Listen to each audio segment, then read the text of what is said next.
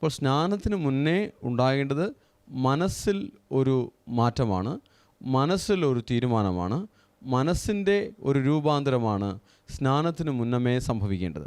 ഇന്ന് ചിലർ സ്നാനമെടുക്കുമ്പോൾ ആഭരണം പൂർണ്ണമായും ഒഴിവാക്കണം എന്നുള്ള ഒരു ഉപദേശം പറയാറുണ്ട്.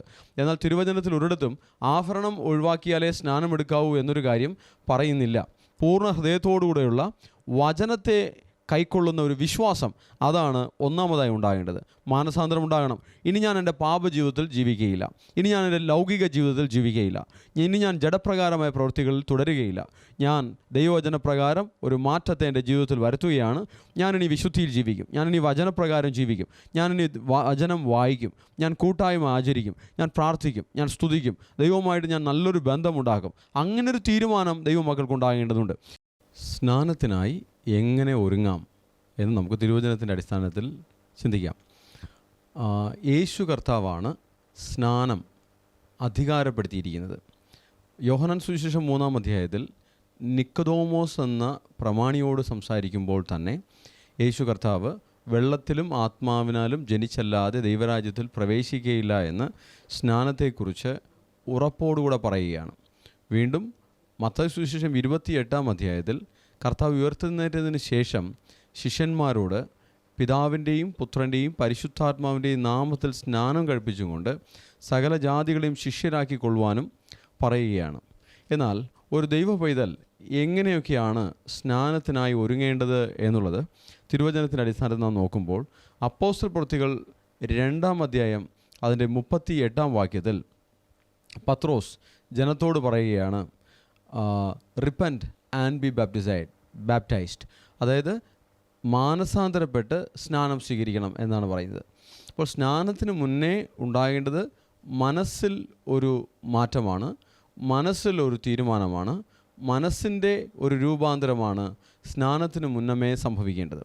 മനസ്സിൽ എങ്ങനെയുള്ള രൂപാന്തരം സംഭവിക്കണം എന്നാൽ ദൈവത്തിൻ്റെ തിരുവചനം ഏറ്റെടുത്ത് അവരുടെ ജീവിതത്തെ അതിനനുസരിച്ച് ഒരുക്കുവാൻ തക്കവണ്ണമുള്ളൊരു രൂപാന്തരം മനസ്സിൽ സംഭവിക്കേണ്ടതായിട്ടുണ്ട്. അപ്പോൾ യേശു കർത്താവിൽ വിശ്വസിക്കുക, കർത്താവിനെ കൈക്കൊള്ളുക, ഈ സ്വന്തം രക്ഷിതാവായി കൈക്കൊള്ളുക, ഈ ഭൂമിയിലെ നമ്മുടെ കാര്യഗതികളിലുള്ള രക്ഷകനുമാണ്. അതിലുപരി ആത്മാവിൽ നമ്മെ രക്ഷിക്കുവാനുള്ള, നമ്മുടെ പാപങ്ങൾക്ക് വിമോചനം തരുവാനുള്ള ഒരു രക്ഷകനായിട്ട്, നമ്മുടെ പാപത്തിൻ്റെ പരിഹാരമായി കാൽവരി ക്രൂശിൽ തന്നെ യാഗമായി മാറ്റിയ ഒരു രക്ഷകനായിട്ട്, ലോകത്തിൻ്റെ രക്ഷിതാവായി, നമ്മുടെ രക്ഷിതാവായി നാം കൈക്കൊള്ളുന്നുവെങ്കിൽ അതിൻ്റെ അടയാളമായിട്ടാണ് നാം പിതാവിൻ്റെയും പുത്രൻ്റെയും പരിശുദ്ധാത്മാവിൻ്റെയും നാമത്തിൽ സ്നാനം ഏൽക്കേണ്ടത്. അപ്പോൾ സ്നാനമെടുക്കുന്ന ഒരു വ്യക്തി ഉറപ്പുവരുത്തേണ്ട ഒരു കാര്യം, തിരുവചനം ഏറ്റെടുത്ത് അതിൻ പ്രകാരം മനസ്സിൽ ഒരു തീരുമാനവും രൂപാന്തരവും എടുത്തു എന്ന് ഉറപ്പാക്കണം. യേശുവിൽ വിശ്വസിക്കുന്നു എന്ന് ഉറപ്പാക്കണം. യേശു ദൈവപുത്രനായി വെളിപ്പെട്ട് ദൈവം തന്നെ വേഷത്തിൽ മനുഷ്യനായി, അല്ലെങ്കിൽ വചനം ജഡമായി തീർന്ന് കൃപയും സത്യവും നിറഞ്ഞവനായി നമ്മുടെ ഇടയിൽ പാർത്തു എന്നും, ആമേൻ, ആ കർത്താവ് വന്നത് ലോകത്തിൻ്റെ പാപത്തെ ചുമക്കുന്ന ദൈവത്തിൻ്റെ കുഞ്ഞാടായിട്ടാണെന്നും, കാൽവരി ക്രൂശിൽ നമുക്ക് വേണ്ടി പരമയാഗമായി മാറിയെന്നും, കാൽവരി ക്രൂശിൽ താൻ തൻ്റെ ശരീരത്തിൽ മരിച്ച് 3-ാം നാൾ ഉയർത്തെഴുന്നേറ്റുവെന്നും, ആ ഉയർത്തെഴുന്നേൽപ്പ്, ആമേൻ, അത് ആ ക്രൂശിലെ മരണവും കർത്താവിൻ്റെ ഉയർത്തെഴുന്നേൽപ്പും അതിനോട് താതാത്മ്യപ്പെടുന്നതാണ് നമ്മുടെ സ്നാനമെന്നും ഒരു ദൈവപൈതൽ വിശ്വസിക്കേണ്ടതായിട്ടുണ്ട്. കാൽവരി ക്രൂശിൽ തൻ്റെ യാഗം പാപത്തിൻ്റെ പരിഹാരമാണ്. അങ്ങനെയെങ്കിൽ സ്നാനം സ്വീകരിക്കുമ്പോൾ ക്രിസ്തുവിനോടൊപ്പം നാം മരിച്ച് ക്രിസ്തുവിനോടൊപ്പം ഉയർത്തെഴുന്നേൽക്കുന്ന ഒരു അനുഭവമാണ് നമുക്ക് ആത്മാവിൽ സംഭവിക്കുന്നതെന്നും നമ്മൾ തീരുമാനിക്കണം. അല്പം കൂടെ വ്യക്തമായി പറഞ്ഞാൽ, ഈ ലോകത്തിന് ഞാനിനിയില്ല, ഞാനിനി ജീവിക്കുന്നത് എനിക്കായിട്ടല്ല, ഞാൻ ലോകത്തിന് മരിക്കുകയാണ്, ഞാൻ ഇനി ജീവിക്കുന്നത് ക്രിസ്തു യേശുവിൽ, യേശുവിനായി ഞാൻ ജീവിക്കുകയാണ്. ഒരു ദൈവ പൈതലായി, ഒരു ദൈവപുത്രനായി, ദൈവരാജ്യത്തിലുള്ളൊരു മകനായി ഞാൻ ഇനി എൻ്റെ ജീവിതം തുടരുകയാണ്. ഒരു ലൗകികമായ ഇച്ഛകളോ ആഗ്രഹങ്ങളോ എനിക്കിനി ഞാൻ അനുവദിക്കുകയില്ല. അതിൽ നിന്നെല്ലാം ഞാൻ പുറത്തു വന്ന് ദൈവത്തിൻ്റെ വചനത്തിൻ്റെ വെളിച്ചം എൻ്റെ ജീവിതത്തിൽ എവിടെയൊക്കെയാണോ വഴി കാണിക്കുന്നത് അതിൻ പ്രകാരം എൻ്റെ ചിന്തകളെയും ആഗ്രഹങ്ങളെയും ഞാൻ ചിട്ടപ്പെടുത്തി രൂപാന്തരപ്പെടുത്തി ഞാനിനി എൻ്റെ കർത്താവിനായി ജീവിക്കും എന്നുള്ളൊരു തീരുമാനവും സമർപ്പണവുമാണ് സ്നാനമെടുക്കുന്നതിന് മുന്നേ ഒരു വ്യക്തിക്കുണ്ടാകേണ്ടത്. അതായത് മാനസാന്തരം എന്ന് പറയുമ്പോൾ അവരുടെ കുറവുകൾ കുറ്റങ്ങളെല്ലാം ഉണർന്ന് പാപബോധമുണ്ടായി അതിന് ദൈവത്തോട് ഏറ്റുപറഞ്ഞ് ഉപേക്ഷിക്കുകയും കർത്താവെ അങ്ങയുടെ തിരു രക്തത്താൽ എന്നെ ശുദ്ധീകരിക്കണമേ എന്ന് കർത്താവിൻ്റെ രക്തത്താൽ കഴുകൽ പ്രാപിക്കുകയും കഴിയുമെങ്കിൽ ഒരു ദൈവത്തിൻ്റെ അഭിഷിക്തനോട് വേണമെങ്കിലും ആ പാപങ്ങളെ ഏറ്റുപറഞ്ഞ് അവരോടും ക്ഷമ ദൈവത്തിൻ്റെ പ്രതീകമായി അവരോടും ക്ഷമ ചോദിച്ചുകൊണ്ട് അവർ നമുക്ക് വേണ്ടി പ്രാർത്ഥിച്ച് അവർ നമ്മെ ബലപ്പെടുത്തുന്ന ഒരു രീതിയും കൺഫെഷൻ ഏറ്റുപറഞ്ഞ് ഉപേക്ഷിക്കുന്ന രീതിയും അതും നമുക്ക് ചെയ്യാവുന്നതാണ്. നേരിട്ടും കർത്താവിനോട് സംസാരിച്ച് നമ്മുടെ പാപങ്ങൾ ഏറ്റുപറഞ്ഞ് ഉപേക്ഷിക്കാവുന്നതാണ്. ഈ രീതിയിൽ നാം ഒരു മാനസാന്തരവും അതിനനുസരിച്ച് പാപങ്ങൾ ഏറ്റുപറഞ്ഞ് ഉപേക്ഷിക്കുകയും ഒരു പുതിയ തീരുമാനമെടുക്കുകയും, പുതിയ തീരുമാനമാണ് പറഞ്ഞത്, ഞാനിനി ജീവിക്കുന്നത് എനിക്ക് ആയിട്ടല്ല, ഞാനിനി ജീവിക്കുന്നത് കർത്താവിനായിട്ടാണ്. അങ്ങനെ ഒരു സമർപ്പണത്തിലേക്ക് വന്നുകൊണ്ടാണ് ഒരു ദൈവ പൈതൽ സ്നാനം എടുക്കേണ്ടത്.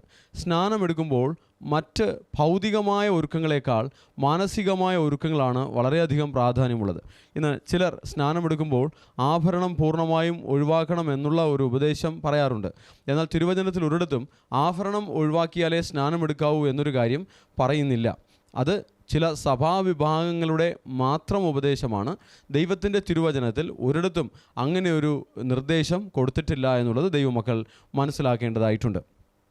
അവിടെ ഉണ്ടാകേണ്ടത് മാനസാന്തരമാണ്. പാപജീവിതത്തിൽ നിന്നും ഒരു മാറ്റം. ഇനി ഞാൻ പാപത്തിൽ ജീവിക്കുകയില്ല, ഇനി ഞാൻ ലൗകികനായി ജീവിക്കുകയില്ല, ഇനി ഞാൻ ജഡത്തിൻ്റെ പ്രവൃത്തികളിൽ ജീവിക്കുകയില്ല. പാപത്തെക്കുറിച്ചും നീതിയെക്കുറിച്ചും ഒരു ബോധമുണ്ടായി നീതിക്കായി വിശന്ന് ദാഹിക്കുവാനും ആമേൻ ഒരു വിശുദ്ധിയിൽ ജീവിക്കുവാനും ഒരു ഒരുക്കമാണ് ദൈവമക്കൾക്കുണ്ടാകേണ്ടത്. അപ്പോൾ യേശുവിനെ അറിയുകയും യേശുവിൻ്റെ തിരുവചനങ്ങളെ ഗ്രഹിച്ച് അത് ജീവിതത്തിൽ ഏറ്റെടുക്കുകയും ചെയ്തുകൊണ്ട് വേണം ഒരു വ്യക്തി സ്നാനത്തിലേക്ക് വരുവാൻ എന്ന് ദൈവമക്കൾ മനസ്സിലാക്കണം. അപ്പോസ്തലപ്രവൃത്തികളുടെ പുസ്തകം 2-ാം അധ്യായം 38-ാം വാക്യത്തിൽ അങ്ങനെ പാപങ്ങൾ ഏറ്റുപറഞ്ഞുകൊണ്ട് കർത്താവിൽ വിശ്വസിച്ച് മാനസാന്തരപ്പെട്ട് സ്നാനമെടുക്കുമ്പോൾ എന്താണ് സംഭവിക്കുന്നത്? You will receive the gift of the Holy Spirit. ദൈവത്തിൻ്റെ പരിശുദ്ധാത്മാവെന്ന ദാനം സ്വർഗം ദൈവം നമുക്കായി അരുളുകയാണ്. വീണ്ടും മറ്റൊരു സന്ദർഭത്തിൽ അപ്പോസ്തലപ്രവൃത്തികളുടെ പുസ്തകം 8-ാം അധ്യായം അതിൻ്റെ 12-ാം വാക്യം നമുക്ക് നോക്കാം. സുവിശേഷം, ദൈവരാജ്യത്തെക്കുറിച്ചുള്ള സുവിശേഷം ഫിലിപ്പോസ് പറയുമ്പോൾ യേശു ക്രിസ്തുവിൻ്റെ നാമത്തെക്കുറിച്ചും ആ ദൈവരാജ്യത്തെക്കുറിച്ചും പറയുമ്പോൾ അവരെല്ലാവരും സ്നാനം സ്വീകരിച്ചുവെന്ന് അവിടെ കാണുവാനായി സാധിക്കുകയാണ്. അതുപോലെ തന്നെ അപ്പോസ്തലപ്രവൃത്തികളുടെ പുസ്തകം 8-ാം അധ്യായം അതിൻ്റെ 26 മുതലുള്ള ഒരു വാക്യം നോക്കുകയാണെങ്കിൽ ദൈവത്തിൻ്റെ ദൂതൻ ഫിലിപ്പോസിനോട് നീ എഴുന്നേറ്റ് തെക്കോട്ട് യെരുശലേമിൽ നിന്ന് ഗസയ്ക്കുള്ള നിർജ്ജനമായ വഴിയിലേക്ക് പോക എന്ന് പറഞ്ഞു. ഒരു ദൂതൻ വന്ന് ഫിലിപ്പോസ് എന്ന അപ്പോസ്തലനോട് സംസാരിക്കുകയാണ്. തുടർന്ന് അവൻ പുറപ്പെട്ടു ചെന്നപ്പോൾ കന്ദക്ക എന്ന ഐത്യോപ്യ രാജ്ഞിയുടെ ഒരു ഷണ്ണനും മഹാനും അവളുടെ സകല ഭണ്ഡാരത്തിനും മേൽവിചാരകനുമായ ഒരു ഐത്യോപ്യനെ കണ്ടു. അവൻ യെരുശലേമിൽ നമസ്കരിപ്പാൻ വന്നിട്ട് മടങ്ങിപ്പോകയിൽ തേരിലിരുന്ന് യെശയ്യാ പ്രവാചകൻ്റെ പുസ്തകം വായിക്കുകയായിരുന്നു. യെരുശലേം ദേവാലയത്തിൻ്റെ പ്രത്യേകത ആണും പെണ്ണുമല്ലാത്ത ഷണ്ണന്മാരെ യെരുശലേം ദേവാലയത്തിൻ്റെ അതിനുള്ളിൽ പ്രവേശിപ്പിക്കുകയില്ല. അവർക്ക് പുറത്തു നിന്ന് മാത്രമേ ആരാധിക്കാൻ കഴിയുകയുള്ളൂ. മൈലുകൾ യാത്ര ചെയ്ത് ദൈവഭയം നിമിത്തം, ദൈവഭക്തി നിമിത്തം കർത്താവിനെ നമസ്കരിക്കുവാൻ ആരാധിക്കുവാൻ അവൻ വന്നിട്ട് തിരികെ പോകുമ്പോൾ യെശയ്യാ പ്രവാചകൻ്റെ പുസ്തകം വായിക്കുകയായിരുന്നു. ആത്മാവ് ഫിലിപ്പോസിനോട് നീ അടുത്തു ചെന്ന് തേരിനോട് ചേർന്ന് നടക്കുക എന്ന് പറഞ്ഞു. 30-ാം വാക്യത്തിൽ ഫിലിപ്പോസ് ഓടിച്ചെല്ലുമ്പോൾ യെശയ്യാ പ്രവാചകൻ്റെ പുസ്തകം വായിക്കുന്നത് കേട്ടു. എന്നിട്ട് ചോദിക്കുകയാണ്, നീ വായിക്കുന്നത് ഗ്രഹിക്കുന്നുവോ എന്ന് ഷണ്ണനോട് അപ്പോസ്തലൻ ചോദിച്ചു. അപ്പോൾ തിരിച്ച് ഷണ്ണൻ പറഞ്ഞു, ഒരുത്തൻ പൊരുൾ ഗ്രഹിച്ചു തരാഞ്ഞാൽ എങ്ങനെ ഗ്രഹിക്കും എന്നവൻ പറഞ്ഞു. ഫിലിപ്പോസ് കയറി തന്നോടുകൂടെ ഇരിക്കണമെന്ന് അപേക്ഷിച്ചു. അവർ ആ വായിച്ചുകൊണ്ടിരിക്കുന്ന ഒരു ഭാഗം യെശയ്യാ പ്രവാചകന്റെ പുസ്തകം 53-ാം അധ്യായത്തിൽ നിന്ന് യേശു ക്രിസ്തുവിനെക്കുറിച്ചുള്ള ഒരു വേദഭാഗമായിരുന്നു. 34-ാം വാക്യത്തിൽ ഷണ്ണൻ ഫിലിപ്പോസിനോട് ഇത് പ്രവാചകൻ ആരെക്കുറിച്ച് പറയുന്നു, തന്നെക്കുറിച്ചോ മറ്റൊരുത്തനെക്കുറിച്ചോ എന്ന് പറഞ്ഞു. ഫിലിപ്പോസ് ഈ തിരുവെഴുത്ത് ആധാരമാക്കി യേശുവിനെക്കുറിച്ചുള്ള സുവിശേഷം അറിയിപ്പാൻ തുടങ്ങി. അവർ ഇങ്ങനെ വഴി പോകുകയിൽ വെള്ളമുള്ള ഒരു സ്ഥലത്തെത്തിയപ്പോൾ ഷണ്ണൻ, ഇതാ വെള്ളം, ഞാൻ സ്നാനമെടുക്കുന്നതിന് എന്താണ് വിരോധം, എന്താണ് തടസ്സം എന്ന് ചോദിച്ചു. അപ്പോൾ യേശു ക്രിസ്തുവിനെ അടിസ്ഥാനപ്പെടുത്തിയുള്ള സുവിശേഷമാണ് ഫിലിപ്പോസ് ഷണ്ണനെ അറിയിച്ചത്. ആ സുവിശേഷം കേട്ടപ്പോൾ തന്നെ സ്നാനം തനിക്ക് ആവശ്യമാണെന്നും വെള്ളത്താൽ ഒരു സ്നാനം സ്വീകരിക്കേണ്ട ഒരു ആവശ്യകതയുണ്ടെന്ന് ഫിലിപ്പോസിന് മനസ്സിലായി. ഷണ്ണന് മനസ്സിലായി. ഉടനെ ഫിലിപ്പോസിനോട് ചോദിച്ചു, ഞാൻ എന്താണ് എൻ്റെ തടസ്സം, സ്നാനം സ്വീകരിക്കുന്നത് എന്താണ് തടസ്സം ചോദിച്ചു. ഉടനെ ഫിലിപ്പോസ് മറുപടി പറയുകയാണ് 37-ാം വാക്യത്തിൽ, നീ പൂർണ്ണ ഹൃദയത്തോടെ വിശ്വസിക്കുന്നുവെങ്കിൽ ആകാം. സ്നാനം സ്വീകരിക്കണമെങ്കിൽ പൂർണ്ണ ഹൃദയത്തോടുകൂടെയുള്ള വചനത്തെ കൈക്കൊള്ളുന്ന ഒരു വിശ്വാസം, അതാണ് ഒന്നാമതായി ഉണ്ടാകേണ്ടത്. മാനസാന്തരം ഉണ്ടാകണം.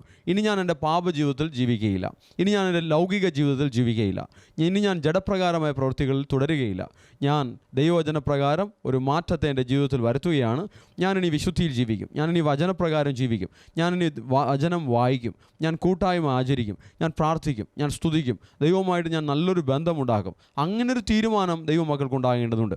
പ്രത്യേകിച്ചും സ്നാനമെടുക്കുമ്പോൾ ഒരുപക്ഷെ അന്നുവരെയും ദൈവവുമായി സമയങ്ങൾ ചിലവഴിക്കുവാൻ ത്യാഗം സഹിക്കാത്ത മക്കളാണെങ്കിൽ പോലും സ്നാനം സ്വീകരിക്കുന്നതോടൊപ്പം ഒരു തീരുമാനമെടുക്കണം. ഇനി ഞാൻ ദിവസം തോറും കർത്താവിനായി സമയങ്ങൾ വേർതിരിക്കും. ഞാൻ കൂട്ടായ്മയിൽ ആരാധിക്കുകയും പ്രാർത്ഥിക്കുകയും തിരുവചനങ്ങൾ ധ്യാനിക്കുകയും ചെയ്യുന്നത് മാത്രമല്ല, അതും വളരെ പ്രധാനപ്പെട്ടതാണ്. വേണം ആഴ്ചയിൽ 7 ദിവസത്തിൽ ഒരിക്കൽ മിനിമം ഒരു കൂട്ടായ്മ ഒരു ദൈവപൈതലിന് വളരെ ആവശ്യമാണ്. അവർ ദൈവകൃപയിൽ നിൽക്കുവാനും ആത്മാവിൽ ബലപ്പെടുവാനും. എന്നാൽ ദിനംതോറും ഒറ്റയ്ക്ക് ദൈവത്തോട് സമയങ്ങൾ ചെലവഴിക്കുവാനുള്ള ഒരു നല്ല മനസ്സ്, നല്ല തീരുമാനം ദൈവമക്കൾക്കുണ്ടാകണം. അങ്ങനെയെങ്കിൽ സ്നാനം എടുത്തതിന് ശേഷവും ആത്മീകമായ ദൈവസാന്നിധ്യത്തെ നിലനിർത്തുവാൻ ദൈവമക്കൾക്ക് സാധിക്കും. സ്നാനം വെള്ളത്താൽ എടുത്ത് അതോടുകൂടെ ജോലി തീരുന്നു എന്ന് വിചാരിക്കരുത്. പകരം അന്നു മുതൽ വചനമെന്ന മായമില്ലാത്ത പാൽ കുടിച്ച് വളരുവാൻ, ആത്മാവിൽ വളരുവാൻ, ആത്മാവിൽ ബലപ്പെടുവാൻ, ആത്മാവിൽ വലിയ വികാസങ്ങൾ പ്രാപിക്കുവാൻ ഒരാവശ്യകതയുണ്ട്. അതിനായുള്ളൊരു തയ്യാറെടുപ്പ് ഉണ്ടാകേണ്ടതായിട്ടുണ്ട്. പൂർണ്ണഹൃദയത്തോടെ വിശ്വസിക്കുന്നുവെങ്കിൽ സ്നാനമെടുക്കാം. യേശു ക്രിസ്തു ദൈവപുത്രനെന്ന് ഞാൻ വിശ്വസിക്കുന്നുവെന്ന് അവന് ഉത്തരം പറഞ്ഞു. ആദിയിൽ ദൈവം മനുഷ്യൻ്റെ പാരമ്പര്യമില്ലാതെ സൃഷ്ടിയിൽപ്പെട്ട മനുഷ്യരെയാണ് ദൈവപുത്രന്മാരെന്ന് പറയുന്നത്. ആദാം ഉൾപ്പെടെ ദൈവപുത്രനാണ്. എന്നാൽ ഇവിടെ ഈ ഷണ്ണനും വിശ്വസിക്കുകയാണ്, കന്യകയിൽ നിന്നും യേശു കർത്താവ് ജനിച്ചത് പരിശുദ്ധാത്മാവിനാലാണ്. അതുകൊണ്ട് യോസെഫിൻ്റെയോ മറിയയുടെയോ ഒരു പാരമ്പര്യം യേശുവിലില്ല. അതുകൊണ്ട് തന്നെ യേശു ഒരു ദൈവപുത്രനാണ്. എങ്കിലും താൻ മനുഷ്യനിൽ നിന്ന് ജനിച്ചതുകൊണ്ട് ഒരു മനുഷ്യപുത്രനെന്നും വിളിക്കപ്പെട്ടു. അപ്പോൾ ഇത് ഞാൻ വിശ്വസിക്കുന്നു. അപ്പോൾ യേശു ദൈവപുത്രനെന്ന് വിശ്വസിക്കുമ്പോൾ തന്നെ യേശു കർത്താവ് പറഞ്ഞ വചനങ്ങൾ അംഗീകരിക്കുന്നു. യോഹന്നാൻ 14:23 എന്നെ സ്നേഹിക്കുന്നവൻ എൻ്റെ വചനങ്ങൾ പ്രമാണിക്കും. ആമേൻ, ഹല്ലേലൂയ. ഞങ്ങൾ അവൻ്റെ അടുക്കൽ വന്ന് അവനോട് കൂടെ വാസം ചെയ്യും. അപ്പോൾ കർത്താവിൽ വിശ്വസിക്കുന്നു എന്ന് പറയുമ്പോൾ കർത്താവിൻ്റെ വചനങ്ങൾ ഉൾപ്പെടെ നമ്മുടെ ചിന്താഗതികൾ, നമ്മുടെ ജീവിതത്തിൽ, ആരാധനയിൽ, നമ്മുടെ വിശ്വാസത്തിൽ പല കാര്യങ്ങളും, പല ഉപദേശങ്ങൾ കർത്താവ് പറഞ്ഞു തന്നിട്ടുണ്ട്. സ്നേഹിക്കുവാൻ, ക്ഷമിക്കുവാൻ, താഴുവാൻ ഒക്കെ അനേക വചനങ്ങൾ കർത്താവ് നമുക്ക് പറഞ്ഞു തന്നിട്ടുണ്ട്. ഇതുൾപ്പെടെ ഏറ്റെടുത്തുകൊണ്ട് വേണം ഒരു വ്യക്തി സ്നാനത്തിലേക്ക് തയ്യാറാകുവാൻ. അല്ലാതെ ആഭരണം ഉപേക്ഷിക്കുക, വെള്ളയെടുക്കുക, അങ്ങനെയുള്ള പുറമേയുള്ള കാര്യങ്ങൾ അല്ല വേണ്ടിയത്. പുറമേയുള്ള കാര്യങ്ങളിൽ എൻ്റെ ജീവിതശൈലി ഇങ്ങനെ ആകുന്നു എന്നൊരു തീരുമാനമെടുക്കുന്നതിൽ തെറ്റില്ല. പക്ഷേ ദൈവം ആവശ്യപ്പെടുന്ന ഒരു പ്രധാനപ്പെട്ട ഒരു കാര്യം, തീരുമാനമുണ്ടാകേണ്ടത് മാനസികമായ കാര്യങ്ങളിലാണ്. വാശി, വൈരാഗ്യം, വെറുപ്പ്, പക, പിണക്കം, വിദ്വേഷം തുടങ്ങിയ അശുദ്ധികൾ നമ്മുടെ ജീവിതത്തിൽ നിന്ന് മാറ്റുകയും സ്നേഹിപ്പാനും ക്ഷമിക്കുവാനും താഴുവാനും പരസ്പരം ബഹുമാനിക്കുവാനും കരുതുവാനും ഒക്കെയുള്ള ഒരു മാനസികാവസ്ഥ ഉണ്ടാവുകയും ദൈവത്തിന് ഒന്നാം സ്ഥാനം കൊടുത്ത് ജീവിക്കാൻ, മുൻപേ ദൈവത്തിൻ്റെ രാജ്യവും നീതിയും അന്വേഷിപ്പാനും, പൂർണ്ണഹൃദയത്തോടെ, പൂർണ്ണ മനസ്സോടെ, പൂർണ്ണാത്മാവോടെ, പൂർണ്ണശക്തിയോടെ കർത്താവിനെ സ്നേഹിപ്പാനും, ദിനംതോറും കർത്താവിനായി സമയങ്ങൾ വേർതിരിച്ച് ദൈവത്തിന് ഒന്നാം സ്ഥാനം കൊടുത്ത് ഒരു ദൈവത്തിൻ്റെ മഹത്വത്തെ വെളിപ്പെടുത്തുന്ന ഒരു വ്യക്തിയായി ജീവിക്കണമെന്നുമാണ് കർത്താവ് ആഗ്രഹിക്കുന്നത്. ഇതിനായി ഒരു ഒരുക്കം ഉണ്ടാകുമ്പോൾ തന്നെ ഒരു ദൈവവേദന സ്നാനമെടുക്കാം. സ്നാനത്തെക്കുറിച്ച് ഒരു ബോധ്യം വന്നു കഴിഞ്ഞാൽ ആ സ്നാനം പിന്നത്തേതിൽ മാറ്റിവെക്കുന്നത് ശരിയല്ല. അപ്പോൾ തന്നെ വളരെ വേഗത്തിൽ എത്രയും പെട്ടെന്ന് ആ സ്നാനം സ്വീകരിക്കുക എന്നുള്ളതാണ് ദൈവമക്കൾ ചെയ്യേണ്ടത്. ഓക്കെ, അപ്പോൾ ഇവിടെ ഫിലിപ്പോസ് ഷണ്ണനോട് പറയുകയാണ്, നീ വിശ്വസിക്കുന്നുവെങ്കിൽ ആകാം. 32-ാം വാക്യത്തിൽ അങ്ങനെ അവൻ തേർ നിർത്തുവാൻ കൽപ്പിച്ചു. ഫിലിപ്പോസും ഷണ്ണനും ഇരുവരും വെള്ളത്തിൽ ഇറങ്ങി അവനെ സ്നാനം കഴിപ്പിച്ചു. ചിലർ സ്നാനത്തെ മറ്റു പല രീതികളിലും ചെയ്യുന്നുണ്ട്. ചിലർ വെള്ളം തളിച്ച് സ്നാനം കൊടുക്കുന്നുണ്ട്, കൊടിയുടെ കീഴിൽ നിർത്തി സ്നാനം കൊടുക്കുന്നുണ്ട്. സ്നാനം എടുത്തു എന്ന് വിശ്വസിച്ചുകൊണ്ട് സ്നാനം എടുക്കണമെന്ന് പറയുകയാണ്. എന്നാൽ യേശു കർത്താവ് സ്നാനം എടുത്തതുപോലെ, ഫിലിപ്പോസ് ഷണ്ണന് സ്നാനം കൊടുത്തതുപോലെ വെള്ളത്തിലിറങ്ങി വെള്ളത്തിൽ മുങ്ങി ആ സ്നാനം എടുക്കുന്ന ഒരു രീതിയാണ് പുറമേ ചെയ്യേണ്ടത്. പ്രതീകാത്മകമായി പുറമേ അതുപോലെ തന്നെ നാം അനുവർത്തിക്കുകയും മാത്രമല്ല യേശു കർത്താവിൽ വിശ്വസിച്ചുകൊണ്ട് മനസ്സിൽ നല്ലൊരു മാറ്റം വരുന്നുവെന്ന് ഉറപ്പുവരുത്തിക്കൊണ്ട്, മനസ്സിലൊരു രൂപാന്തരം വരുന്നുവെന്ന് ഉറപ്പുവരുത്തിക്കൊണ്ട്, അപ്പോസ്തലിക ശിഷ്യത്വം പ്രാപിച്ചുകൊണ്ട്, അല്ലെങ്കിൽ എൻ്റെ ആത്മീക പിതാവായി, എൻ്റെ ആത്മീക ഗൈഡായി, വഴി നടത്തിപ്പുകാരനായി ഒരു പാസ്റ്ററോ ഒരു ശുശ്രൂഷകനോ ഒരു ഇടയനോ ഉണ്ടെന്ന് ഉറപ്പുവരുത്തിക്കൊണ്ട് അവരുമായി ചേർന്ന് നിന്നുകൊണ്ട് അവരുടെ ശിക്ഷണത്തിൽ തുടർന്നും ജീവിതം മുന്നോട്ട് കൊണ്ടുപോകുവാൻ തീരുമാനിച്ചുകൊണ്ട് അങ്ങനെയാണ് ഒരു ദൈവ പൈതൽ സ്നാനത്തിനായി ഒരുങ്ങേണ്ടത്. ഒരിക്കലും ആത്മീക യാത്ര ഒറ്റയ്ക്കുള്ളൊരു പോരാട്ടമല്ല, അത് കൂട്ടായ്മയിൽ നിന്നുകൊണ്ട് വളർന്ന് അതിൻ്റെ അടിസ്ഥാനത്തിൽ ജയമെടുത്തു പോകേണ്ടുന്ന ഒരു ജീവിതയാത്രയാണ് ആത്മീകമായൊരു ജീവിതം. ആത്മീകമായൊരു ജീവിതം ആരംഭിക്കുന്നതാണ് സ്നാനത്തിൽ ചെയ്യുന്നത്. ഒരു കുഞ്ഞ് ജനിക്കുന്നതിന് തുല്യമാണ്. ഒരു കുഞ്ഞ് ജനിച്ചു കഴിഞ്ഞാൽ ആ കുഞ്ഞ് വളരണം, അതിന് വചനം വേണം, അതിന് സ്തുതിസ്തോത്രങ്ങൾ വേണം, പ്രാർത്ഥന വേണം. ദൈവത്തിലുള്ള ആശ്രയമാണ് പ്രാർത്ഥന. ആരാധന വേണം, അതിന് ദൈവമക്കൾ ചേർന്നുള്ള കൂട്ടായ്മ വേണം. ഇതെല്ലാം ഒരു ദൈവപൈതലിന് സ്നാനം എടുക്കുന്ന ദൈവമക്കൾക്ക് തുടർന്ന് ദിനംതോറും ലഭിക്കേണ്ടതുണ്ട്. അങ്ങനെ ഉണ്ടെങ്കിൽ മാത്രമേ ഒരുവൻ ആത്മാവിൽ വളർന്ന് ഈ ഭൂമിയിൽ ദൈവത്തിന് ഇഷ്ടപ്പെടുന്ന ലെവലിലുള്ളൊരു ജീവിതം നയിക്കുവാൻ സാധിക്കുകയുള്ളൂ. അങ്ങനെയെങ്കിൽ കർത്താവ് പറഞ്ഞതുപോലെ ലോകത്തിൻ്റെ വെളിച്ചമായി ഭൂമിയുടെ ഉപ്പായി കർത്താവിൻ്റെ രാജ്യത്തിൽ ദൈവനാമ മഹത്വത്തിനായി ശോഭിപ്പാൻ സഹായിക്കും. അതിനായി സ്നാനത്തിനായി ഒരുങ്ങുന്ന എല്ലാ ദൈവമക്കളെയും കർത്താവ് സഹായിക്കട്ടെ. God bless you.